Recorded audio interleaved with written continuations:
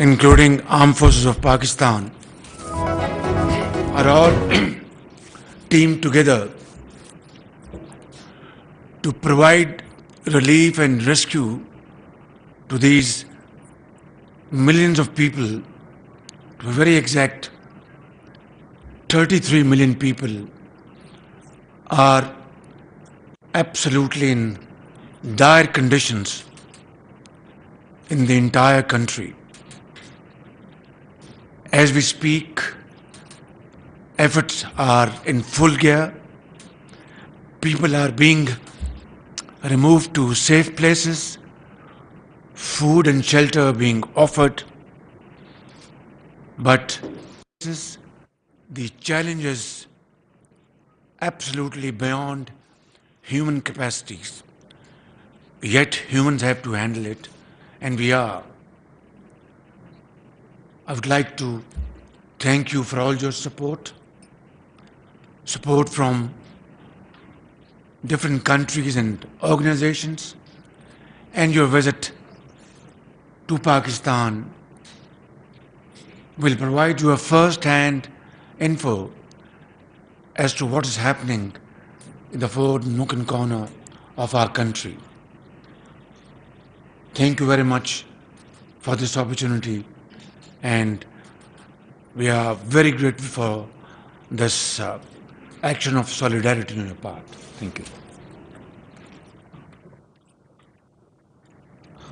Honorable Prime Minister, Excellencies, I would like to express my enormous appreciation in this coordination center to all those women and men that have been working tirelessly to support the victims of this unprecedented natural disaster. I know how civil servants, volunteers, government officers, local government officers, the army, NGOs have been working together in a remarkable way to mitigate the suffering of the Pakistani people. Humanity has declared war on nature, and nature is striking back. But nature is blind. It is not striking back on those that have more contributed to the war on nature. Pakistan has given little contribution to climate change, but Pakistan is one of the most dramatically impacted hotspots by the consequences of climate change. So it's like nature has attacked the wrong target. It should be those that are more responsible for climate change that should have to face this kind of challenge, and if that would be the case, probably we would not have the present situation in climate change. So there is an obligation of the international community to massively support Pakistan in these circumstances, and there is an obligation of the international community to take seriously the need to drastically reduce emissions, and at the same time to support the countries that need to invest in adaptation, in resilience and recovery, as it is the case of Pakistan. And my voice is entirely at the service of the Pakistani government and the Pakistani people, and the whole UN system is entirely at the service of Pakistan. We know that our contribution is limited. We know that what we do is a drop in the ocean of the needs, but we are totally committed. And Pakistan is a country that I have in my heart. I have worked many years with Pakistan. When I was High Commissioner for Refugees, I've always seen the enormous generosity of Pakistanis hosting and protecting and assisting Afghan refugees. And I've always witnessed the enormous generosity of Pakistanis helping each other in past circumstances that I witnessed, the earthquake, the other floods, the dramatic displacement caused by terrorist activities. I always seen an enormous sense of solidarity, an enormous sense of community feeling in the Pakistani people. And so my admiration for this country and its people is limitless. and my solidarity with what the Pakistanis are suffering without having contributed to that suffering is total. I am entirely at the disposal of the government of people in Pakistan, and I'll do my best to raise awareness in the international community and to mobilize the whole UN system supporting Pakistan, the Pakistani government and the Pakistani people. Thank you very much. Very kind. Bismillah ar-Rahman ar-Rahim. Honorable Secretary General, it is a great privilege for me to welcome you to this National Flood Response Coordination Center set up by the Prime Minister. I am the Deputy Chairman. I represent the Prime Minister. We do daily operational details here by looking at the situation of the flood and relief operations. I would first like to acknowledge that your message to the world community before coming here has really made and left a big impression with the people of Pakistan. Your words like the world must wake up from the sleepwalk and it is monsoon on a steroid have almost become common phrases which people are referring to from your message. You have been associated with Pakistan when Pakistan was battling Afghan conflict and influx of Afghan refugees. Today, as Secretary General, you come to us when we are battling climate refugees. There are millions of people who have become displaced because of the climate disaster that has hit Pakistan. We faced super floods in 2010, but 20 million people were affected in 2010 with the super floods. But this climate disaster that has hit us has affected more than 33 million people. So the scale is so big that, as you also mentioned, that any country in the world, if was hit with this disaster, it would be impossible for that country to face the consequences. We are facing 4 challenges. One, that these floods, with the flash floods and the hill torrents and the heavy rains, which largely took place in those areas which historically have never had even moderate rains. So those regions did not have the infrastructure to deal with such heavy downpour. So there is a huge infrastructure loss to all the areas in terms of roads, rails, power transmission lines, gas transmission lines, irrigation system, schools, hospitals, water and sanitation, dams. There is a big damage to the infrastructure for which a joint damage and need assessment study has begun with the help of World Bank, Asian Development Bank and UN, and their experts are working with our Ministry of Planning and Development, which is coordinating this study. And we hope to have some initial estimates ready before the Prime Minister leaves for the UN General Assembly. And the detailed study, we hope, would also be ready with us in 4 to 6 weeks. The second important challenge, Mr. Secretary General, we face is the loss of livelihoods. All of these people have lost their livelihoods. They have seen their crops being destroyed before their eyes. They have seen their sheep, their goats, their livestock being swept away by the ferocious currents of these flash floods that hit them. Their orchards have been destroyed. So their lifelong savings have gone. And also these farming communities store the grain for their whole year as a safety net. Though that grain has been lost, their seeds for the next harvest have been swept away by the water. So they are virtually standing empty today, and we have a big challenge to put them back to life. And these are not a few hundred or thousand, about 33 million people. Majority of them will require new livelihoods. Then, Mr. Secretary General, Pakistan faces 2 more challenges: deceleration of the growth as a result of this enormous calamity. We are expecting plus minus 3% drop in our GDP growth rate, which was supposed to be at 5%. And that will have enormous impact on the employment, on the poverty in the country. We were already facing very high inflation, partly for two reasons. One, because of the IMF program for which Prime Minister took some very harsh decisions. And also because of the Ukraine crisis that has put a super cycle, shock for the whole country, whole world. So we will have to battle with this high inflation also. So in this backdrop, this center is doing a very important role by coordinating civil, military, federal government, provincial governments' relief, rescue efforts.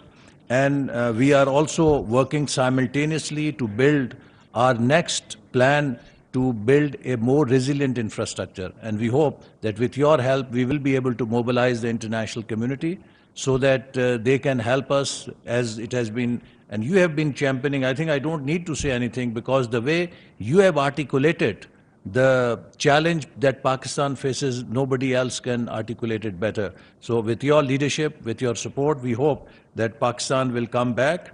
Pakistani nation is a very resilient nation. We have been tested before with many calamities. Each time, Pakistani people have fought back. And with the support of friends like you, we hope that Pakistan will again rebound and it will be back to normal and we will be able to give our people a decent and good quality of life that they deserve.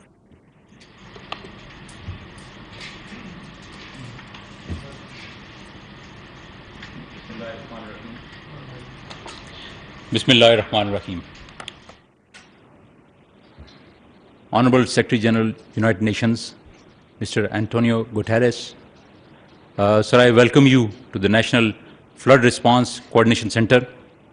We would have liked to show you a small video clip, but due to the shortage of time, you have other pressing engagements where you have to go. So I'll just go over the salients of the brief that I wanted to present to you.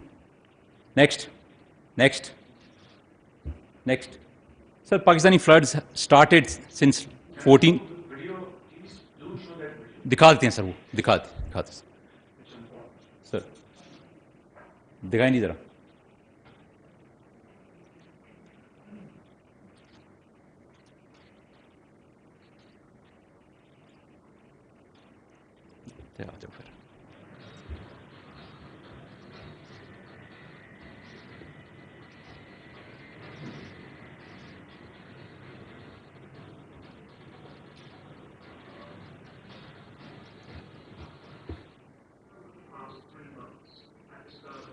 Ravaged by the most catastrophic floods in our history. Unprecedented rainfall and uninterrupted flooding triggered by climate change have wreaked havoc across most of Pakistan during this monsoon season, inundating one-third of the country. Over 33 million people have been affected so far.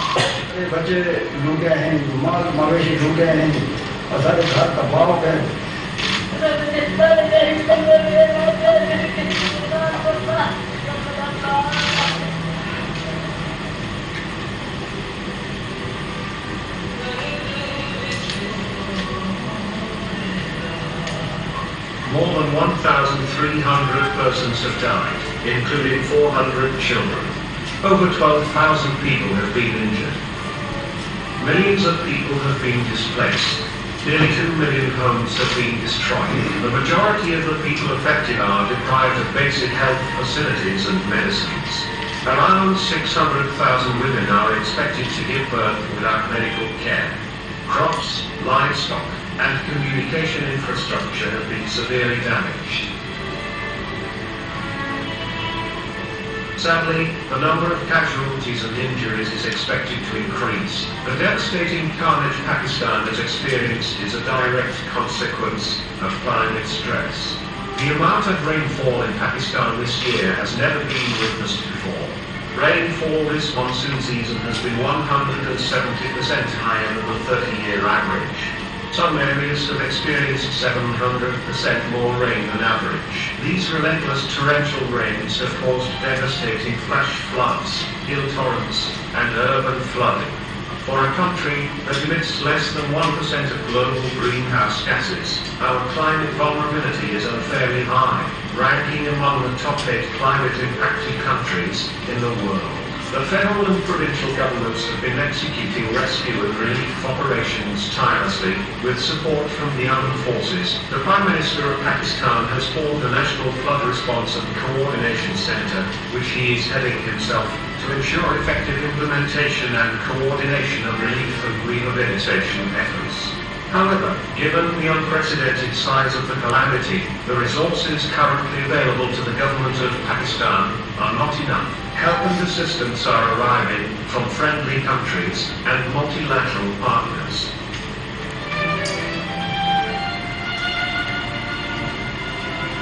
The NGOs are playing their part too. Together, we can raise the required funds for food, water, medications and tents to help provide immediate relief to those affected by floods and to help them get back on their feet.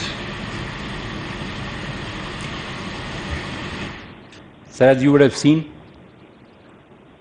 that there is a huge calamity which has befallen Pakistan.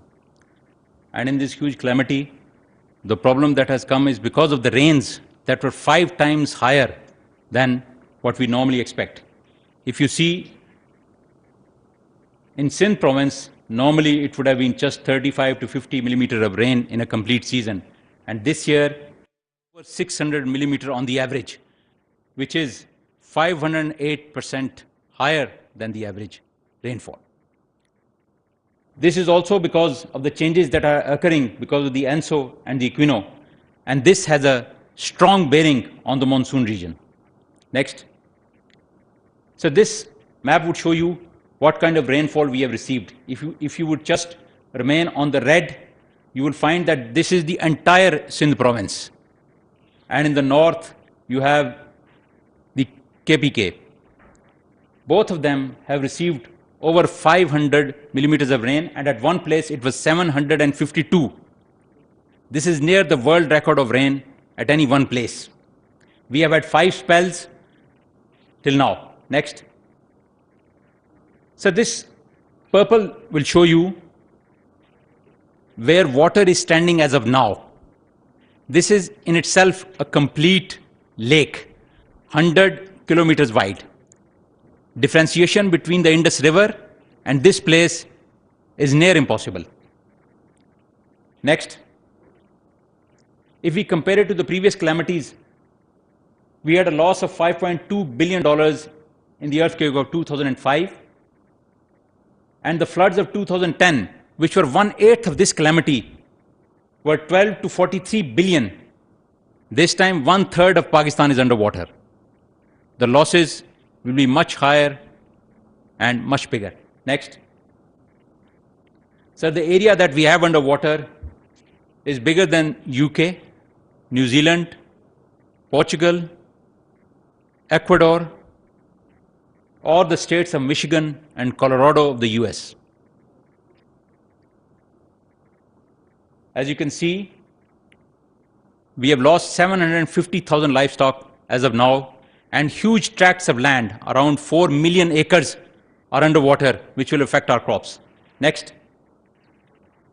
It is provisionally estimated that over $30 billion would be lost in this catastrophe. Next. Coming over to the Sindh province, as I've already shown, almost entire Sindh is underwater, and large tracts have water over 6 to 8 feet.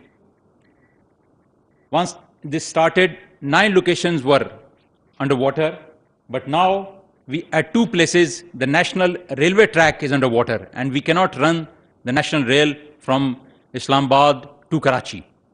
Next. This will just give you a glimpse of the water. If you could see Hamal Lake on 4th August and now on 28th August, it seems that the entire area is Hamal Lake.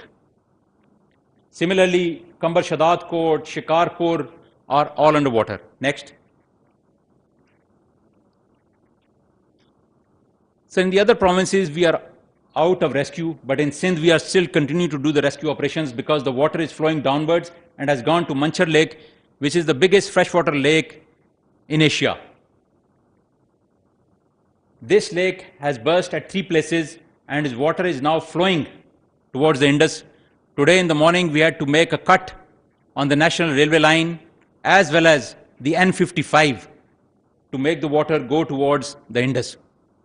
We are hopeful that in the next week or so, the situation will start stabilizing, but for 1 week, we have 160,000 people still in the area. Next. In the south of Sindh, the LBOD is carrying a large amount of water, but our districts are still underwater. And in Badin, the LBOD has broken its banks and is flooding the areas beside it. Next. So this is Mohenjo-daro, the oldest site in Pakistan, 5000 BC. It has undergone 740 millimeters of rain. The great stupa of Mohenjo-daro is crumbling because of this very rain. Next. So these are the damages in Sindh. Next. In Balochistan, you would see red and pink. These are the districts which have been affected. 4 districts are still underwater. At the start of the floods, Balochistan was cut off from the nation. All national highways were cut off. But with hard work and effort, we have been able to restore that link in the last month or so. Next. Now, we are left with only 3 places, and the major problem is with the Mach bridge, which collapsed. And till that bridge is constructed, no railway traffic can run from anywhere in Pakistan to Quetta. Next. Next. So this is the condition of the railway lines. Next. In KPK, a large area was affected, 17 districts, in which we still have water in 2 and the rest have been cleared. Sir, on your arrival today, we had one last location opened up at Kalam. Next. Next. Kalam has been opened today, sir, in the morning. Next. These are just a few glimpses of what happened. Next. In Punjab, it was only basically 2 major districts where only at one place we have standing water. Rest Punjab is doing well. Next. This was the water which stood in different areas. Next. Rojan, you would see, sir, it has still water standing over there. Next. In GB and AGK, the rainfall was less due to climate change. This is the area which traditionally got rain, but this year there hasn't been much rain in the area. Next. This was hill torrents which were taking away everything. Wherever it rained profusely. And at other places in AJK, no rain.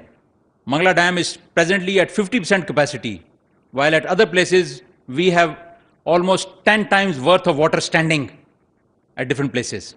Next. Next. So in response to this, the Prime Minister had ordered the setting up of the National Flood Response and Coordination Center. Our mandate is to synergize and articulate the national flood effort. And we are doing it through assessment, coordination, forecasting, and lastly, policy recommendations. Next. So this is the organization where all stakeholders are a part of it. Ministers of the government, as well as provincial governments are part of it, and of course, the military. Next. This is the military organization. Next. So the relief efforts that have taken place till now, we have already issued 2,98,000, but this is just a drop in the bucket. Perhaps much more is required. Next. Similarly, we are receiving help from our international bodies as well as our friends all over the world, including UAE, China, Uzbekistan, Qatar, France, Jordan, USA, and of course, the UN is always at the front of all these things. Next. This is what is all arriving in the next coming days. Next. We have also established a number of relief camps and medical camps. Next. And collection centers. The army is collecting at a number of places from where we transport this to the areas affected. Next. And this is all that we have transported till now. Next. some glimpses of the relief effort going on. Next. Next. Next. Sir, we have done a lot of coordination with OCHA, and last week we had a coordination conference over here in which we called all the major NGOs and we coordinated with them how this system is going to work.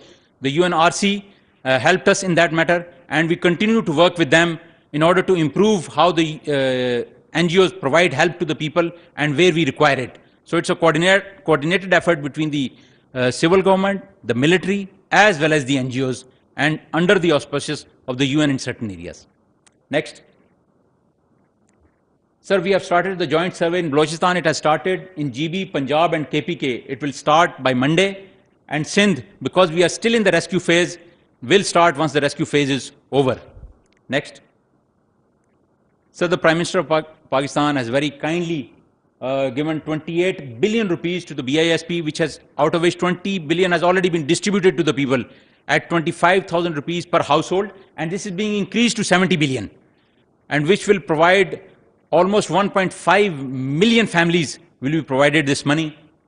In addition, waiving off of the electricity bill in all those areas where there is water standing, and deferment of payment of agricultural loans, which will be approximately 52 billion rupees once it is done. Next. Sir, we have already seen how we are looking at it. Next.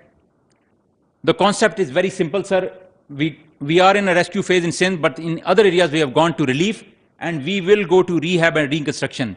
At present, we require tents, we require mosquito nets and food. But once we go to the rehab stage, we have to reconstruct in major areas disaster-resistant structures for which help would be required from the international community. Next. So this is the plan of action which has been approved by the Prime Minister and which we will be following to the hilt. We are already in the rescue. I feel that another 2-3 weeks this will continue. We will go to relief. Relief will last in certain areas even up to 6 months because of the standing water. And then the survey is going on, which will complete by the end of October in most areas. And from then on, we will move forward. Infrastructure is being opened as we speak, and very few areas are left. While the national infrastructure, we would like to rehabilitate some of the national highways and the railway line. And now, sir, this last aspect of compensation is already in full swing. As I said, the Prime Minister has already given the money, and 20 billion has already been distributed. The rest will be distributed in this month or so. Next, please. Sir, our lines of effort include immediate relief, damage assessment, survey of infrastructure, and then redesigning of infrastructure. And then we will carry out studies of long-term weather effects so that we can do construction of disaster-resistant structures. And of course, one of the most important things that we have learned from these floods is restoring the drainage system, which we will go after in a big way. Next. Sir, this NFRCC basically ensures better coordination between federation and provinces, ensures efficient relief distribution. And of course, we are facilitating the NGOs, correct damage assessment, and of course, data correction and uniformity would be there. We want immediate road and railway connectivity. Hopefully, we will have railway connectivity in the next 2 to 3 days. And of course, the credible joint survey. Next, please. And we are preparing the health response plan, the food security plan, the draining system rehabilitation, education in displaced areas, and of course, improved information flow. Next. Sir, thank you very much, sir. That is all from my side.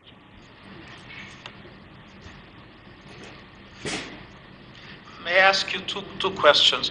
I've read in the press in the last 2 days that there was a lake in which you were worried about is it controlled? Has a total capacity of 125 feet it could rise to.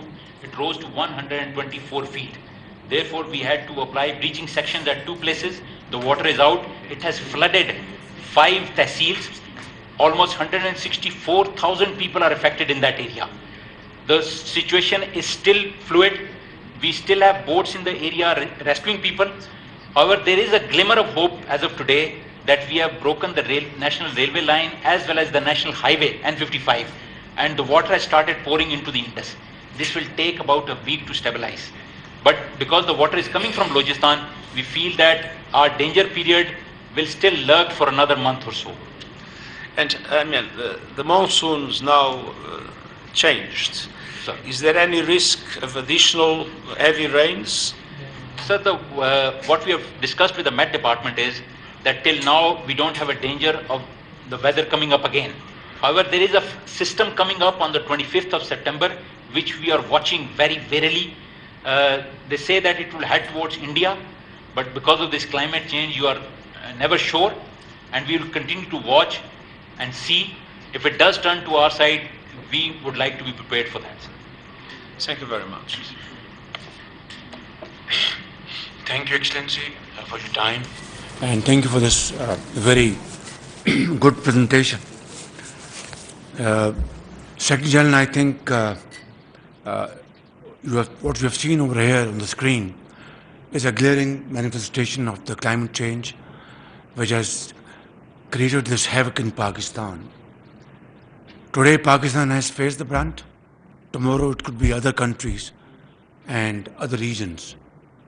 Therefore, I think it's high time that we take notice of this situation. As you have seen, we are passing through the phase of rescue and relief, and soon we'll be entering into the phase of reconstruction and rehabilitation, for which we need infinite amount of funding. Pakistan is doing its best with its meager resources, and of course we thank the international community for contributing in this behalf, and thank you, your organization, for supporting us. But unless we get sufficient support in terms of relief, in terms of repairing our damaged infrastructure, we will be in trouble. We are obviously completely undaunted by this challenge. We are all resolved, like an iron resolve, that we will, inshallah, be over the hump. But we need international support. And your talk today here and in the Prime Minister's office was like a Pakistani speaking from the core of his heart. Again, you have repeated the same words. Thank you very much. We are very grateful for your sincerity of purpose, your feelings for Pakistan, and together we shall be through this crisis. Thank you. Thank you very much. Okay.